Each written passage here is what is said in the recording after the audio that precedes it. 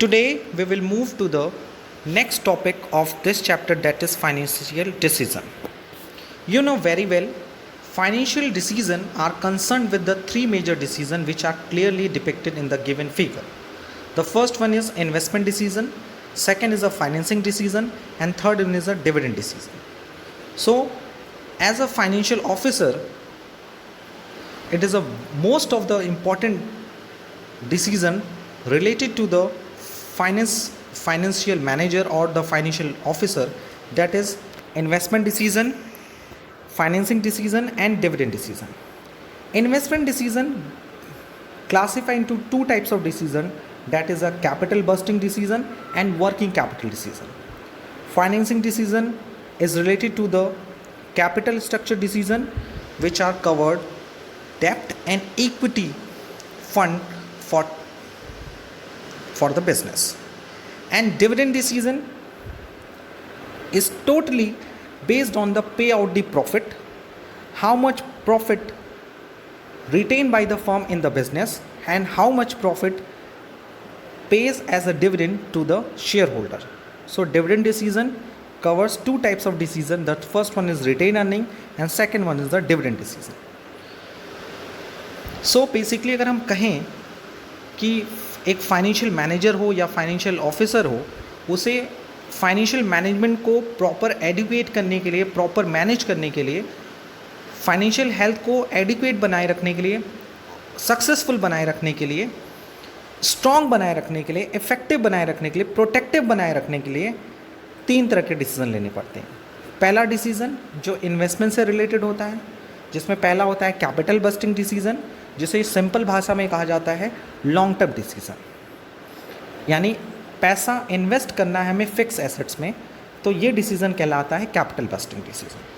Where as a working capital decision is based on the day to day operating activity of the business. यानी day to day activity के लिए भी business को पैसा चाहिए, तो कितना पैसा हम डे टू डे एक्टिविटी के लिए इन्वेस्ट करें बिजनेस में और कितना बिजनेस में फिक्स एसेट्स को परचेस करने में करें, उसे हम कैपिटल बस्टिंग डिसीजन कहते हैं. रही बात दूसरा decision, that is a financing decision. Financing decision is based on the capital structure of the company. यानी एक कंपनी की या बिजनेस का कैपिटल स्ट्रक्चर कैसा होगा, उसमें कितना डेब्ट फंड होगा, कितना ओन्ड फंड होगा, ये डिसाइड करना भी फाइनेंशियल मैनेजमेंट का ही काम होता है, फाइनेंशियल ऑफिसर का ही काम होता है, जो ये डिसाइड करता है कि हमारे कैपिटल स्ट्रक्चर में कितना प्रोपोर्शन बोरोड फंड होता है यानी डेब्ट, और कितना प्रोपोर्शन इक्विटी का होता है यानी ओनर्स फंड का होता है. The third and important decision related to the financial officer, that is the dividend decision. Financial officer को ये भी डिसाइड करना पड़ता है कि फर्म को जितनी प्रॉफिट हो रही है, बिजनेस को जितनी प्रॉफिट हो रही है, उस प्रॉफिट में से कितना प्रॉफिट वो फर्म में रखे, यानी फर्म में ही रखे, रिटेन करके रखें, फर्म में री इन्वेस्ट कर दे, जिसे which is also known as a ploughing back of profit, that is retained earning. And कितना पैसा, how much money provided as a profit to the share holder, यानी कितना पैसा वो अपने शेयर होल्डर को डिस्ट्रीब्यूट कर दे. एंड आई मस्ट टू से you the financial management totally based on these three decision. अगर आप फ्यूचर में फाइनेंशियल ऑफिसर बनते हैं, आपको फाइनेंशियल मैनेजमेंट का वर्क मिलता है, तो आपके पूरे लाइफ में ये तीनों डिसीजन जो हैं आसपास घूमते रहेंगे, आपको यही तरह के डिसीजन लेने पड़ेंगे. इसीलिए फाइनेंशियल मैनेजमेंट की डेफिनेशन में गिवन था कि financial management relates to the financial decision making. Okay, so let's discuss it. The three important decision of financial management: investment decision, financing decision, and dividend decision. The first one is investment decision. This decision involves careful selection of assets in which fund are to be invested. Investment decision can be a long term or short term. यानी investment decision में हम ये carefully choose करते हैं कि कितना पैसा हम इन्वेस्ट करें एसेट्स में, और ये इन्वेस्टमेंट शॉर्ट टर्म पर्पस के लिए भी हो सकता है, लॉन्ग टर्म पर्पस के लिए हो सकता है. If we are talking about the long term investment, so it will be known as the capital bursting decision. A long term investment decision is called capital bursting decision. It involves committing the finance on a long-term basis for example making investment in a new machinery to replace an existing one और acquiring a new assets और opening a new branch. अगर हम example लें कि हमें एक नई machine को ख़रीदना है, उसे उसमें इन्वेस्ट करना है पुरानी किसी मशीन को रिप्लेस करके, या फिर किसी नई फिक्स एसेट्स को एक्वायर करना है, या फिर किसी नई ब्रांच को ओपन करना है। So such kind of decision are related to the capital bursting decision. The second paragraph related to this decision, capital busting decisions are very crucial as they affect the earning capacity of the business in the long run। यानी capital budgeting decision एक बहुत important decision होता है क्योंकि हमारी ये business की earning capacity को लॉन्ग रन में इफेक्ट करता है। Since this decision involves huge amount of investment and are irreversible, और ये डिसीजन ऐसा होता है जिसमें हमें ज़्यादा पैसा की ज़रूरत होती है। अगर हमें AC को ख़रीदना है, एयर कंडीशनर ख़रीदना है, तो you know very well AC खरीदने के लिए 50-60,000 रुपीज़ की फ़ंड की ज़रूरत पड़ेगी। वहीं AC के बिल का पेमेंट करना है मंथली, तो वो शायद उतना ज़्यादा हैवी अमाउंट नहीं होगा। So we can say that the capital bursting decision involves huge amount of investment, इसमें ज़्यादा पैसा लगता है, एंड आर इरिवर्सिबल, और इस तरह के डिसीजन लेने के बाद हम इसको वापस जल्दी रिवर्स नहीं कर सकते, रिवर्स करने में हमें लॉस होगा। जैसे फॉर एग्ज़ाम्पल हमने प्रोडक्शन के लिए एक मशीन खरीदी एंड आफ्टर 6 मंथ हमें लगा कि ये मशीन उतना अच्छे ढंग से काम नहीं कर रही है, हमें इसे रिप्लेस कर देना चाहिए। तो क्या उस डिसीज़न को आप फिर से जल्दी से रिवर्स कर सकते हो? नहीं, उसके लिए आपको एडिशनल फ़ंड की ज़रूरत पड़ेगी। हो सकता है जब आप मशीनरी को रीसेल करेंगे तो आपको प्रॉपर उतना पैसा मार्केट से ना मिल पाए। सो दैट्स वाई अगर आप इसको रिवर्स करते हैं सच काइंड ऑफ डिसीजन, तो आपको भारी भरकम लॉस उठाना पड़ सकता है। So it is very important, they need to be taken with utmost care, यानी जब आप कैपिटल बस्टिंग डिसीजन लेते हैं सो आपको काफ़ी केयरफुल रहना पड़ता है सच kind of decision. The second decision that is a short term investment, and short term investment की अगर हम बात करते हैं, छोटे समय के लिए हम इन्वेस्टमेंट करते हैं, तो which are related to working capital decision. Short term investment decision are called working capital decision. These are concerned with the decision about the level of cash, inventory and receivable required to be held by the business for its smooth functioning। You know very well, अगर हम machinery रखते हैं, plant रखते हैं, तो machinery और plant से हमारा पर्पस क्या है? प्रोडक्शन करना। प्रोडक्शन के लिए क्या चाहिए? कैश क्यों चाहिए? ताकि हम इन्वेंट्री रख सकें, रॉ मटेरियल्स रख सकते हैं। रॉ मटेरियल्स के बिना प्रोडक्शन तो नहीं हो सकता। सो वर्किंग कैपिटल डिसीजन इस बात पे फोकस करता है कि हमारे पास कितना लेवल ऑफ कैश अवेलेबल होना चाहिए, हमारे पास प्रॉपर कितनी इन्वेंट्री होनी चाहिए, कितने रिसीवेबल्स अवेलेबल होनी चाहिए, ताकि हम बिज़नेस की जो फंक्शन है, ऑपरेटिंग एक्टिविटी है, उसमें स्मूथनेस बनाए रखें। अगर हम आपका बेसिकली आपके घर की बात करते हैं, आपके घर बहुत बड़ा है, आपके घर में सारी सुख सुविधाएँ हैं, लेकिन अगर घर को चलाने के लिए अगर आपके पास प्रॉपर कैश नहीं है, यानी जो मंथली बिल होते हैं, monthly bill like ration bill and electricity bill and various kinds of bill like a house tax, water tax। so अगर हम बात ये करें कि अगर हमारे पास एक घर है बहुत बड़ा, जैसे मैंने अभी आपको एग्जांपल दिया, घर है, तो घर में कई तरह के फिक्स एसेट्स और कई तरह की वर्किंग कैपिटल हम लोग इन्वॉल्व करते हैं। फिक्स एसेट्स लाइक अगर हम घर में टीवी खरीदते हैं, फ्रिज खरीदते हैं, वॉशिंग मशीन खरीदते हैं, एयर कंडीशनर खरीदते हैं, कूलर्स खरीदते हैं, फर्नीचर्स खरीदते हैं। So such kind of investment which are related to the long term purpose. So this kind of decision related to the capital bursting decision. And अब क्या इन सारी चीज़ों से आपका घर चल सकता है? हाँ सर, ये हमें रहने के लिए सहूलियत प्रदान करते हैं, हमें थोड़ा कंफर्ट प्रोवाइड करते हैं। But what are our basic need? Basic need क्या है हमारी? खाना खाना। सो उसके लिए हम आपको वर्किंग कैपिटल की ज़रूरत। वर्किंग कैपिटल मीन्स राशन होना चाहिए, यानी आपके पास चूल्हा है, गैस है, but you have a not a ration. तो क्या राशन के बिना आप खाना बना सकते हैं? नहीं बना सकते हैं। ग्रॉसरीज़ के बिना नहीं बना सकते हैं। एज़ वेल एज़ इलेक्ट्रिसिटी का बिल नहीं पे करेंगे मंथली, अगर आपका घर खुद का नहीं है, रेंट पे, तो अगर आप रेंट नहीं पे करेंगे तो क्या ये इस तरह के जो खर्चे हैं वो आपके बिज़नेस को या आपके घर को डे टू डे एक्टिविटी में सपोर्ट करने में काफ़ी हेल्प करते हैं। सो अगर आप अपने घर का एग्जांपल लीजिए, चाहे आप किसी भी बिजनेस का लीजिए, तो बिजनेस और घर को चलाने के लिए आपको दो तरह का इन्वेस्टमेंट करना पड़ता है. The first investment which are related to the long term purpose which is known as capital bursting decision, and the second one is investment related to the working capital, and these decisions affect the day-to-day working of a business and also affect the liquidity as well as the profitability of the business. यानी आप ज़्यादा production करेंगे तो ज़्यादा production के लिए आपके पास ज़्यादा रॉ मटेरियल्स होने चाहिए, तो ही आप जाके ज़्यादा सेल कर पाएंगे, ज़्यादा सेल कर पाएंगे तो ज़्यादा से ज़्यादा आपके पास प्रॉफिट होगा. So in the next topic of this, the first one is factor affecting capital busting decision. What is capital busting decision? अभी मैंने just बताया कि any decision which are related to the long term purpose, investment is the fixed asset, it is known as capital busting decision. So what are the factors who affect the capital busting decision? यानी जब हम capital busting decision लेते हैं तो कौन कौन से factors आपको affect करते हैं? The first one is the cash flow of the project. When a business invests huge amount of money in a certain project, then it expects regular and reasonable cash inflow from such an investment. Cash generated from operation are analyzed in selecting the desired project.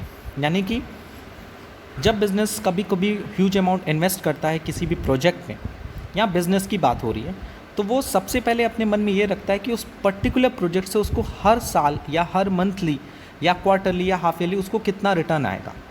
So generally वो वही investment choose करता है जहाँ पे उसका cash flow सबसे maximum होता है और सबसे जल्दी होता है. जिसे हम बोल सकते हैं कि सपोज़ अगर आपने किसी प्रोजेक्ट में 10 लाख रुपीज़ लगाया और आपके पास दो लोग खड़े हैं कि मेरे प्रोजेक्ट में पैसा लगाओ, और दूसरा प्रोजेक्ट अलग है, यानी आपके पास 10 लाख रुपए हैं आपको इन्वेस्ट करने हैं, तो आपके पास दो प्रोजेक्ट वाले हैं, प्रोजेक्ट 1 एंड प्रोजेक्ट 2 में. सो प्रोजेक्ट 1 वाला कहता है कि हम हर साल आपको 50,000 रुपीज़ रिटर्न देंगे हर साल, और ये वाला कहता है हम आपको हर साल 60 रुपीज़ रिटर्न देंगे. सो अगर आप इसमें देखें तो आप कौन सा प्रोजेक्ट चूज़ करेंगे? द प्रोजेक्ट नंबर 2, क्योंकि प्रोजेक्ट नंबर 2 में रिटर्न भी ज़्यादा है, कैश फ्लो भी ज़्यादा है, एज वेल एज आपका जो 10 लाख रुपए जो आपने इन्वेस्ट किया वो जल्द से जल्द यहाँ से रिटर्न हो सकता है.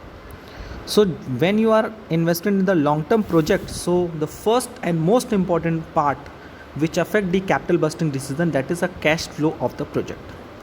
The second one is a rate of return.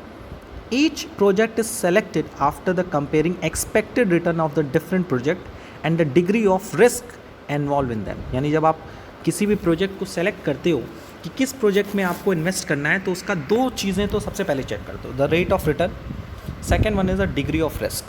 So risk rate of return तो सबसे इंपॉर्टेंट पार्ट है. The third is the investment criteria involve. The decision to invest in a particular project involves a number of calculations regarding the amount of investment, interest rate, cash flow and rate of return. So investment का कई criteria होता है, तो वो criteria भी कहीं ना कहीं आपके इन्वेस्टमेंट को इफेक्ट करता है. For the most important part is the rate of return in case of the long term projects. तो जब आप किसी पर्टिकुलर प्रोजेक्ट में इन्वेस्ट करते हो तो number of calculation regarding the amount of investment, यानी कितना इन्वेस्ट करना है हमको, कितना इंटरेस्ट मिलेगा, हर साल कितना कैश फ्लो रहेगा और रेट ऑफ रिटर्न क्या रहेगा, ये सारी चीज़ें भी आपको कैपिटल बस्टिंग डिसीजन में काफ़ी हेल्प करती हैं और ये सारी चीज़ें आपको इफ़ेक्ट भी करती हैं. So we complete the first decision of financial decision, that is investing decision. Now we will move to the second decision of financial management, that is the financing decision. This decision relates to the relative proportion of various sources of finance.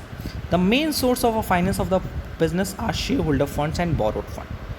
So मैंने आपको starting में ही समझाया था financing decision are related to the capital structure decision, यानी with the help of financing decision businessman or a financial officer takes the decision related to the capital structure. Means कि financial manager जो है, जो financial officer है, वो financing decision से ये decision लेता है कि उसके कैपिटल स्ट्रक्चर का क्या प्रोपोर्शन होगा. और यू नो वेरी वेल जो कैपिटल स्ट्रक्चर होती है कंपनी, वो बेसिकली दो तरह से बनती है. The first one is share holder fund and borrowed fund. Share holder fund मतलब मालिकों का पैसा और बोरोड फंड मतलब उधार का पैसा. अगर हम इजी लॉन्ग टर्म प्रोजेक्ट्स, तो जब आप किसी पर्टिकुलर प्रोजेक्ट में इन्वेस्ट करते हो तो number of calculation regarding the amount of investment, यानी कितना इन्वेस्ट करना है हमको, कितना इंटरेस्ट मिलेगा, हर साल कितना कैश फ्लो रहेगा और रेट ऑफ रिटर्न क्या रहेगा, ये सारी चीज़ें भी आपको कैपिटल बस्टिंग डिसीजन में काफ़ी हेल्प करती हैं और ये सारी चीज़ें आपको इफ़ेक्ट भी करती हैं. So we complete the first decision of financial decision, that is investing decision. Now we will move to the second decision of financial management, that is the financing decision.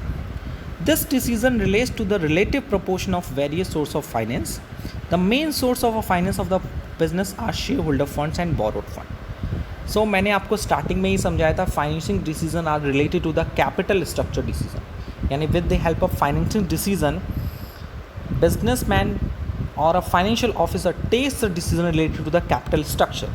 Means कि financial manager जो है, जो financial officer है, वो financing decision से ये decision लेता है कि उसके कैपिटल स्ट्रक्चर का क्या प्रोपोर्शन होगा. और यू नो वेरी वेल, जो कैपिटल स्ट्रक्चर होती है कंपनी, वो बेसिकली दो तरह से बनती है. The first one is share holder fund and borrowed fund. Share holder fund मतलब मालिकों का पैसा और बोरोड फंड मतलब उधार का पैसा. अगर हम इजी वर्ड में बात करें ना, तो इन्वेस्टमेंट डिसीजन इस बात को डिसाइड करता है कि पैसा कहाँ इन्वेस्ट करना है, और फाइनेंसिंग डिसीजन इस बात पे बिलीव करता है, इस बात पे फोकस करता है कि पैसा आएगा कहाँ से. अब पैसा आएगा तो पैसा आने के कई क्राइटेरिया होंगे, उस क्राइटेरिया को भी हम लोग डिस्कस. सो बेसिकली हम ये कहना, आपको ये समझाने की कोशिश कर रहे हैं कि when we attend the first video classes of the financial management, जब हमने फाइनेंशियल मैनेजमेंट चैप्टर स्टार्ट किया था, तो उसी दिन मैंने आपको क्लियरली आपको बताया था कि फाइनेंशियल मैनेजमेंट में दो चीज़ें काफ़ी इंपॉर्टेंट होती है. The first one is arrangement of funds, second one is investment of funds, यानी पैसा कहाँ से आएगा और पैसा कहाँ लगाएंगे. तो पैसा जब लगाने की बात आएगी तो which are consider to the investment decision, और पैसा जुगाड़ करने की बात आएगी, अरेंज करने की बात आएगी, this is the procurement of fund, तो वो हमें फाइनेंसिंग डिसीजन के हेल्प से मिलेगा. So the main source of fund for a business are share holder fund and borrowed fund. So financing decision relates to the relative proportion of various source of finance. Source of finance means finance कहाँ से available होगा. The next paragraph, a business has to decide the proportion of fund to be raised from source which serves the purpose most effectively. Thus we can say financing decision is concerned with how much finance to be raised from which source.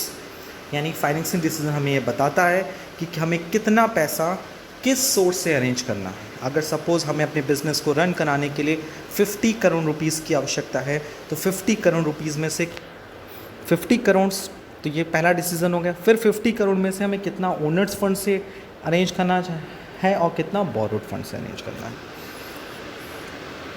This decision determines the overall cost of capital and financial risk of the enterprises. ये पूरा जो decision है ये हमारे cost of capital को decide. Cost of capital means what? They are basically two types of cost. There two types of the source of finance, that is a owners fund and borrowed fund. अब owners fund पे आपको dividend pay करना है और borrowed fund में आपको क्या पे करना है? इंटरेस्ट. सो इंटरेस्ट और डिविडेंड ही क्या होते हैं? सोर्स ऑफ फाइनेंस के कॉस्ट ऑफ कैपिटल होते हैं. Okay. Second is a financial risk. Financial risk ये इस बात को डिसाइड करता है कि अगर हम किसी से पैसा अरेंज कर रहे हैं तो पैसा प्रॉपर वे में हमारे पास होना चाहिए. ये ना हो कि after some days, after some time या within a completion of the project वो पैसा हमसे रिटर्न करने की डिमांड करने लगे. यानी मैंने अगर 1 लाख रुपए का 1 करोड़ रुपए इसका लोन लिया, 1 लाख रुपए बहुत कम वैल्यूज़ है, 1 करोड़ रुपये इसका लोन लिया और सडनली जिससे लोन लिया उसने मुझे पैसे रिटर्न करने की बात की, और मैंने 1 करोड़ रुपए का जो लोन लिया था मैंने उसको प्रॉपरली मैंने कैसे लॉन्ग टर्म प्रोजेक्ट पे इन्वेस्ट कर दिया, तो वो पैसा हमें अभी तो नहीं मिल पाएगा. तो या तो मुझे प्रोजेक्ट पे लैप्स करना पड़ेगा और खुद वो बियर करना पड़ेगा लॉस. सो रिस्क दोनों तरीके का होता है. इन्वेस्टमेंट पे भी रिस्क होता है, फाइनेंसिंग में भी रिस्क होता है. फाइनेंसिंग में एक तरह का रिस्क और भी होता है कि जब आप बोरोड फंड लेते हैं इन इंस्टॉलमेंट, तो आपको 50 करोड़ रुपीज़ की ज़रूरत थी, 25 करोड़ रुपीज़ की फ़र्स्ट इंस्टॉलमेंट आपको मिल गई. और आपने इन्वेस्ट कर दिया एक ऐसे स्कीम में जिसमें आपको इंस्टॉलमेंट में इन्वेस्ट करना था।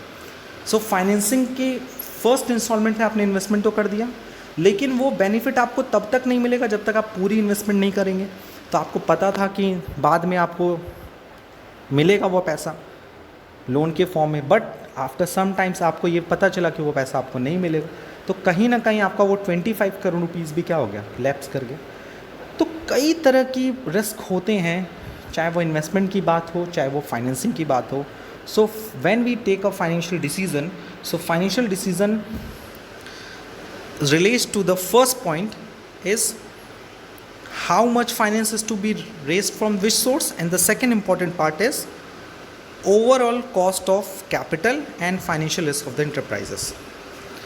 Okay, the next part is factor affecting financing decision, यानी जब आप ये डिसाइड करते हो कि हमें कहाँ से पैसा लेना है, कितना लेना है, प्रॉपर इन्वेस्टिगेट करते हो कि फाइनेंशियल रिस्क कहाँ कम है, और कॉस्ट ऑफ कैपिटल क्या है। कॉस्ट ऑफ कैपिटल मतलब हमें ओनर से लेंगे तो कितना उनकी डिविडेंड की एक्सपेक्टेशन है, और अगर हम बोरोड से पैसा ले रहे हैं तो कितना उनको इंटरेस्ट देना पड़ेगा।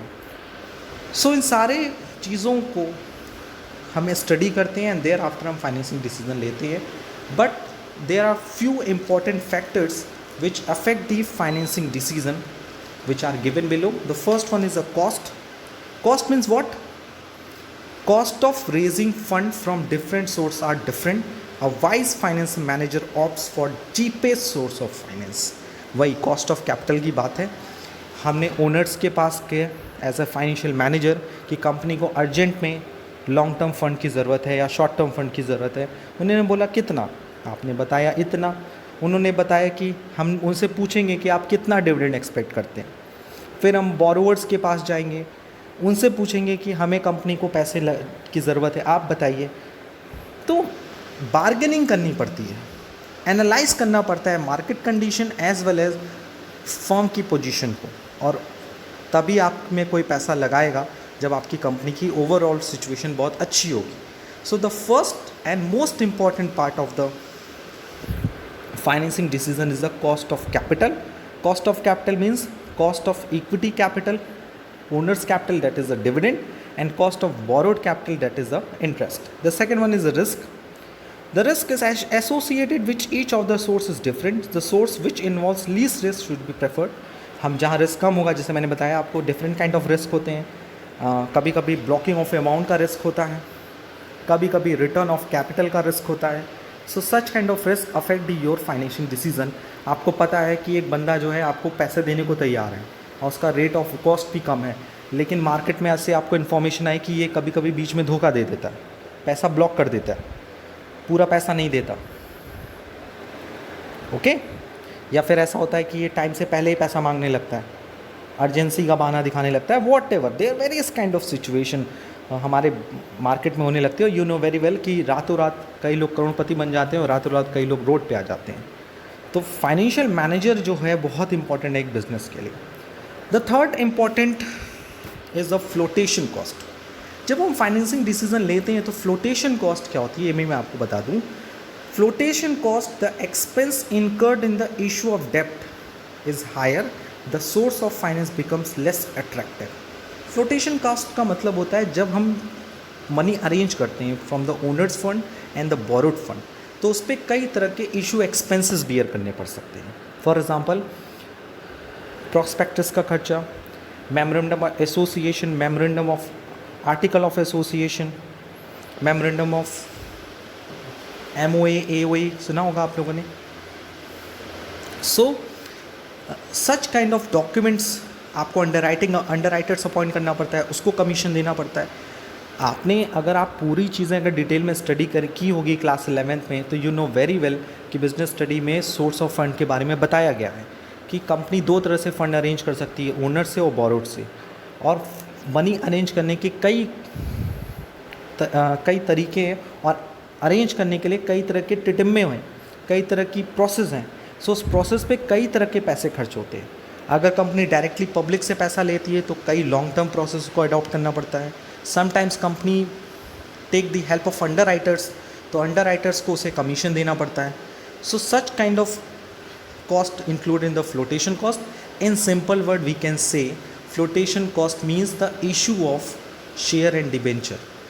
ओके, यानी कंपनी ओनर्स से पैसा अरेंज करेगी तो शेयर इशू करेगी, डेप्ट फॉर्म में पैसा अरेंज करेगी तो डिबेंचर इशू करेगी।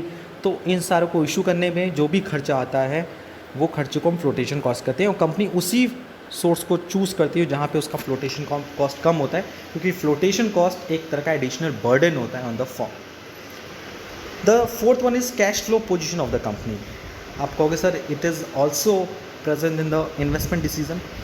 जब हम इन्वेस्ट करते हैं तो प्रोजेक्ट में इन्वेस्ट करते हैं तो प्रोजेक्ट की कैश फ्लो कैपेसिटी को चेक करते हैं कि प्रोजेक्ट 1 से हमें कितना एनुअली रिटर्न आएगा और प्रोजेक्ट 2 में से हमें कितना रिटर्न आएगा। लेकिन जब हम फाइनेंसिंग करते हैं, यानी पैसा जब लेते हैं, तो हम अपने कंपनी के कैश फ्लो पोजीशन को चेक करते हैं। Because of cash flow position हमें ये बताता है कि क्या हम उस सोर्स ऑफ फाइनेंस के कॉस्ट को बियर कर पाएंगे कि नहीं कर पाएंगे। बहुत ही ध्यान से सुनिएगा, cash flow position of the company is why affects the financing decision, because जब हम फाइनेंसिंग डिसीजन लेते हैं then we choose the source of finance, कि we take a fund from owners fund और बोरोड फंड। अगर हम owner's fund से पैसा लेते हैं तो डिविडेंड देना पड़ेगा, और बोरोड फंड से पैसा लेते हैं तो इंटरेस्ट देना पड़ेगा। अब आप खुद सोचिए, डिविडेंड और इंटरेस्ट एनुअली पे करना, अगर हम डिविडेंड नहीं पे करेंगे, इंटरेस्ट नहीं पे करेंगे, तो कहीं ना कहीं सामने वाले बंदे के मन में ये आ जाएगा कि कहीं ऐसा तो नहीं कि मेरा पैसा फंस रहा है, कहीं ऐसा तो नहीं कंपनी प्रॉफिट अर्न नहीं कर पा रही है। सो कंपनी को अपने कैश फ्लो पोजीशन को भी चेक करना होता है कि वो फ्यूचर में इन सारे एनुअल कॉस्ट को बियर कर पाएगी कि नहीं कर पाएगी, रेगुलर डिविडेंड पे कर पाएगी कि नहीं कर पाएगी, इंटरेस्ट पे कर पाएगी नहीं कर पाएगी। आप तभी मार्केट से लोन्स में पैसा उठाते हो, तभी इन्वेस्टमेंट की बात करते हो, फाइनेंसिंग की बात करते हो। अगर आप मार्केट से फाइनेंस करा के बाइक लेकर आए, फाइनेंस करके आप कोई भी 4 व्हीलर कार उठा के लेकर आ गए, तो ऐसे ही आपको मिल जाएगी? नहीं मिलेगी ना। कैश फ्लो पोजीशन आपका चेक करेगा ना, आपका बैंक स्टेटमेंट लगेगा कि कैश फ्लो पोजीशन क्या है, रेगुलर कुछ इनकम हो रही है कि नहीं हो रही है। पता चला बाद में इंसॉल्वेंट हो गया तो हम पैसा कहाँ से रिकवर करेंगे। सो a stronger cash flow position may make debt financing more viable than funding through equity.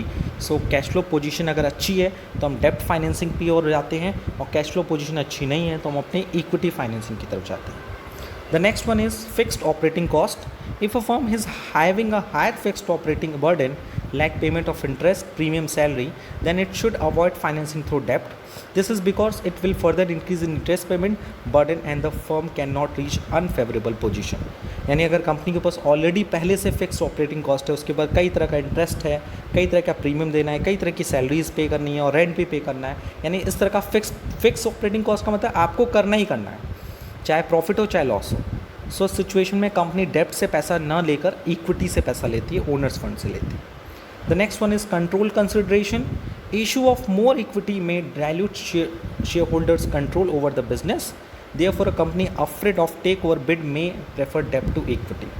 Control consideration का मतलब है अगर कंपनी के ओनर्स ये चाहते हैं कि कंपनी पे उनका ज़्यादा से ज़्यादा कंट्रोल रहे, सो इन दिस सिचुएशन वो ओनर्स कैपिटल को प्रेफर करते हैं, डेप्ट कैपिटल को प्रेफर नहीं करते। लेकिन अगर वो चाहते हैं कि हमारा कंपनी से कंट्रोल कम हो या शेयरिंग इंक्रीज़ हो, सो वो बोरोड कैपिटल को फॉरवर्ड करते, क्योंकि यू नो वेरी वेल कि कंपनी में जिसका जितना ज़्यादा पैसा है वो उस कंपनी में उसकी उतनी ज़्यादा चलेगी, उतना ज़्यादा उसका कंट्रोल होगा, क्योंकि वो बार बार कंपनी को कंट्रोल करेगा अपने किसी न किसी एक्टिविटी से। State of capital market. If the stock market is rising, then it is easy to sell equity share. But in a depressed capital market, the company has to opt for debt financing. ये बहुत important part है। जब आप future में capital market and money market study करोगे तो you know very well कि अगर कैपिटल मार्केट जो है वो राइज कर रहा है, अच्छी सिचुएशन में है, तो आप इक्विटी शेयर के थ्रू पैसा अरेंज कर सकते हैं। लेकिन अगर स्टॉक मार्केट अच्छा नहीं है, डिप्रेस चल रहा है, इकोनॉमी वीक चल रही है, सो वहाँ पे आपको उधार लेके ही पैसा अरेंज करना पड़ेगा। The next one is return of investment. Return of investment means the earning of a company on its investment. When ROI is more than the cost of debt, borrowed fund should be used. Simple सी बात है कि return of investment यानी आप जहाँ जैसे मुझे 10 लाख रुपए की ज़रूरत है और मैंने 10 लाख रुपए फाइनेंस करा लिया, फाइनेंस पे आपको 5% का इंटरेस्ट देना पड़ रहा है, और जब आप उसी 10 लाख रुपए को इन्वेस्ट करोगे तो आपको रिटर्न मिलेगा, ROI मिलेगा 10%। तो यहाँ पे आपका ROI ज़्यादा है एज़ कम्पेयर टू द डेप्ट कॉस्ट। सो जब भी रिटर्न ऑफ इन्वेस्टमेंट जो है वो कॉस्ट ऑफ डेप्ट से ज़्यादा होती है, तो वहाँ पे आप लोग बोरोड फंड पे करते हैं। सेकंड, इसका फ़ायदा, इसका रीज़न क्या है? Interest paid on that is deductible from profit while calculating tax liability. इसका पहला फ़ायदा ये है कि जितना ज़्यादा आप इंटरेस्ट पे करोगे, ये मैं आपको फ्यूचर में भी समझाऊंगा, जितना ज़्यादा आप टैक्स इंटरेस्ट पे करोगे उतना ही आपकी टैक्स लायबिलिटी कम होगी। When a company has a more डेप्ट and it paid more interest to the debenture holder, so the tax liability of the company will decrease. Second फ़ायदा ये होता है increase the return of share holder. ये भी important part है कि share holder का रिटर्न बढ़ता है। क्यों? क्योंकि कंपनी को प्रॉफिट तो हो रहा है, क्योंकि ROI ज़्यादा है, ओके, और हमें रिटर्न कितना देना है? 5%, इंटरेस्ट कितना देना है? 5%, ROI आ रहा है 10%, तो 5% तो पूरा शेयर होल्डर्स को ही मिलना है। यस, तो return of investment is the most important part of taking financing decision. The next one is tax rate. Since interest is deductible expense, cost of debt is affected by tax rate. If the tax is higher, debt financing becomes more attractive. It is a, please note down this topic. It is a very important topic and most of the examinations में आपसे पूछा जाता है कि जब market में tax rate ज़्यादा हो, यानी जब बजट आता है every year, you know very well, in the month of February. So जब टैक्स रेट ज़्यादा होता है तो वी प्रेफर दी डेप्ट capital in comparison to equity capital, क्योंकि जितना ज़्यादा डेप्ट होगा, अभी मैंने आपको बताया, जितना ज़्यादा डेप्ट होगा उतना आपका इंटरेस्ट होगा, जितना ज़्यादा आप इंटरेस्ट दोगे उतना आपकी प्रॉफिट कम होगी और उतना ही आप टैक्स पे करोगे, ओके, क्योंकि interest is a fixed operating cost and it reduce your profit and the income tax is down. And last is flexibility. Financing should be done in such a way that it should be able to cater to additional requirement of fund in future.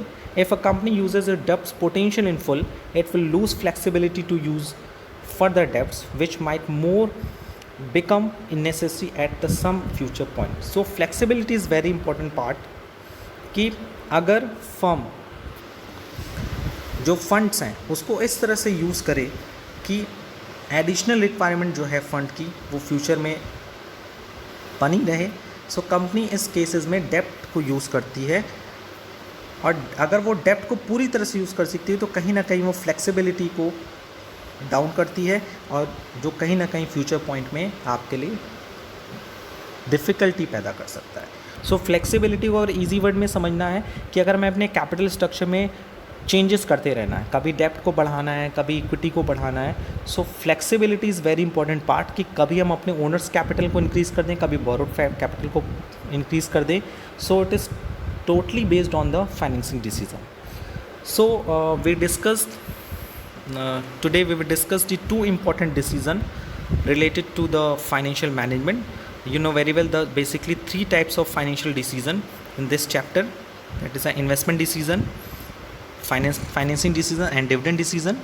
Today we will discuss the two decision of financial decision, that is an investment decision and financing decision, as well as we discussed the factor affecting investment decision and factor affecting financial decision. In the next video we will discuss the dividend decision and the factor affecting the dividend decision.